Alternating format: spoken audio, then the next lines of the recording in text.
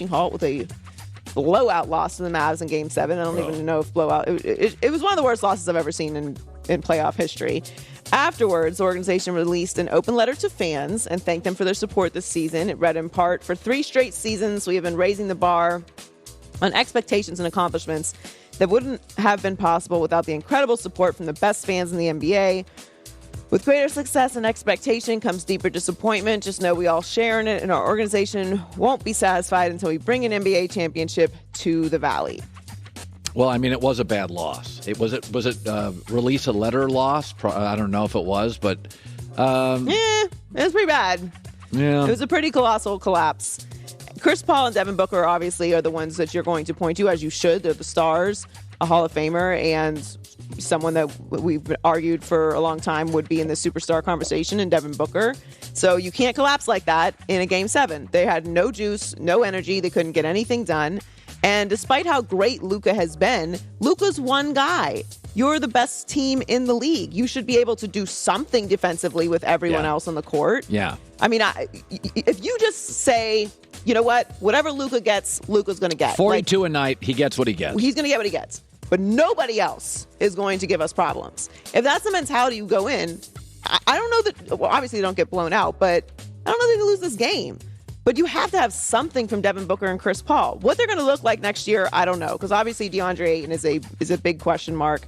What they're going to do with him. His rookie deal expires this season. And they've gotten a lot out of DeAndre Ayton, and the league's not really built for, I mean, he's not really a vital, you don't want, DeAndre Ayton's issue is, and this is Phoenix's issue as a whole, is that if they trail late, they're not a team that can catch up. They don't shoot threes, so they kind of got to play downhill. Now, in the regular season, what they did, they fooled us a little bit. They fooled me, is that they play their starters.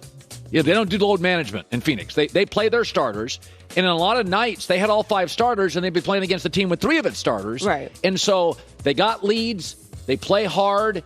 And in the playoffs, everybody's got their starters, and you don't play with big leads. And what you saw is when they trailed late, DeAndre Ayton becomes really less valuable, less vital. You can't. And then as a coaching staff, you feel the pressure to play him. As you saw, he got frustrated. So DeAndre Ayton becomes, he's a good playing downhill player, but we said this about Giannis like 4 years ago. When you trail with Giannis, you're not a good enough shooter. So he had to play downhill. And then last year, finally, he could play from behind or with a lead. So Ayton's an interesting player. I think they need another shooter. They need shooters. I don't know that they fooled anyone. I mean, the series did go 7. It collapsed in the last game, but it's not like they got swept or there's some sort of, obviously the goal is to make it to the Western Conference Finals, make it to the finals and win a championship. It's a disappointment, but they were still a great team. But if you're going to be consistent and go on to the next level, you have to do what you're talking about, which is get down and come back. That's why Golden State is able to do that. Not only do they not have the fear because they've won championships, but they also have the shooters to be able to get back in the game just like that when they get behind, and that's not what the Suns have. Good stuff. Joy Taylor with the news. Well, that's the news. And thanks for stopping by. He made a mistake, leaving Steph Curry, fundamentally one of the smartest, most decent, most selfless stars ever. Maybe number 1 in terms of selfless. For Kyrie Irving. It was a big mistake. And he left, and not because he hated Steph, but he's not confrontational. Kevin Durant's more passive-aggressive. He's got a secret Twitter. He's good at reacting on social media, but he did not want to confront Draymond Green. And in the end, because of that, and that inability to confront, he went to Brooklyn. And it's been a mess. 2 first-round exits, a second-round exit. It's been a mess. But Kevin Durant, to his credit, is not making the same kind of mistake. He's not going to leave here. He's tied in financially with his contract. But I said a couple of weeks ago, he's got to go upstairs to the owners and executives and lay it out. Like let's think about moving off Kyrie. It's time to be a grown-up. I know he's your boy, he's your friend, he's your buddy. It's time. You already made one mistake. You couldn't make up with Draymond. Don't make a second one. Don't tie yourself to Kyrie forever. You're better than him. You're harder working than him. You're more dependable than him. You're going to be an all-time great player above him. KD, you deserve better. Don't think you should have left, but you deserve better than Kyrie and James Harden. And so now all of a sudden, stuff has suddenly happened. Anybody notice Nike announcing they'll move off Kyrie? Think it's a coincidence? Nike also represents KD. Probably made a call. Don't have leverage when you don't get that $30 million coming a year for the shoe deal.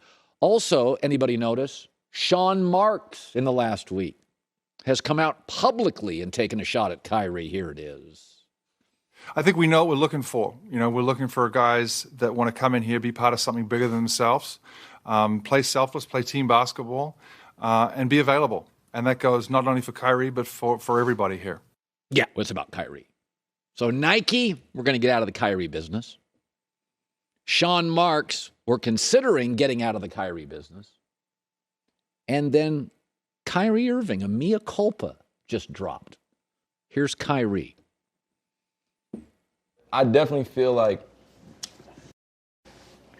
I was in the same maturity level I am now and understanding who I am. And I look back on that time then, we definitely would have won more championships together because there would have been a better man-to-man understanding about what I'm going through. I didn't know how to share my emotions. I didn't know how to, I didn't know how to do that. So instead of sharing, I isolated myself. And I just started pouring myself more into the game of basketball. And I had one of my better seasons, but I wasn't connecting with everybody as much during our championship year. Well, you're not exactly doing a great job of that now, but nonetheless, he was willing to go out and say that. But all these things bunched up in a week.